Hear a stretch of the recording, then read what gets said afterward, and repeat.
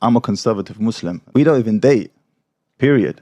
If I wanted to marry you today, I would go to your father and I'd approach your father. Do you think it's better that way?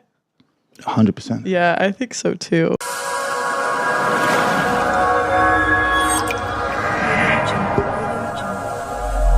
Odi Channel, media inspirasi dunia. Do you think Assalamualaikum it's better that way? warahmatullahi wabarakatuh. Yeah, I Salam think so satu too. iman. Sebuah podcast menampilkan pria muslim viral di media sosial. Hal ini lantaran jawaban pria tersebut ketika ditanya pendapatnya tentang kencan atau pacaran. You asked me just now, would I date an OnlyFans girl? I'm a conservative Muslim, and this is going to make for a very interesting discussion. Yes.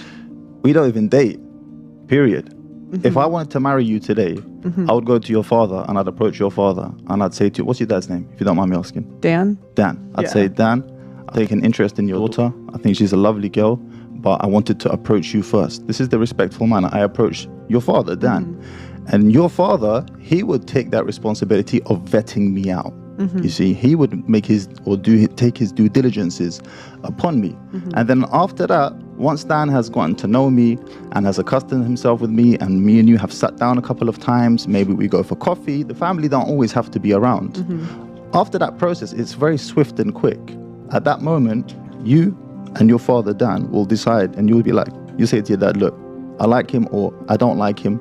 And then after that, your dad will be like, okay, we're going to make this happen or we don't make this happen. And in this way, I don't mess around with Dan's daughter. Dan's daughter is able to maintain one of her most valuable assets, which is her chastity and purity. And we're going to get onto body count today as well, which we're going to talk about, right? Yeah. So this dating thing is not a thing for us. And then ultimately, the final decision still rests with you and lays with you. He can't force you to do it either way or not. But him being involved in that process, number one, helps you to vet him out. And number two, it adds a little bit of a fear factor. And that fear factor is, if I mess around with this girl here, I'm going to have to be held accountable to Big Dan. You see? Whereas when there's no father figure, brother figure, uncle figure in the picture that I know I'm going to be held accountable to, that's easy pickings. It's low-hanging fruit. And that's the way man, you know. Pernyataan pria bernama Mahdi ini benar-benar membuat para bintang tamu yang hadir terkesima. Bahkan hostnya sebagai wanita menyatakan setuju dengan cara pria muslim mendekati seorang perempuan.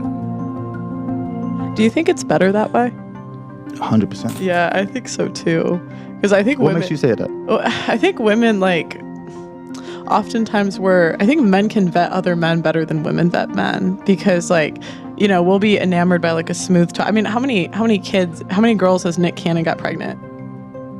Tak hanya itu, orang-orang non-muslim yang menonton podcast tersebut, banyak dari mereka juga setuju dengan perkataan Mahdi.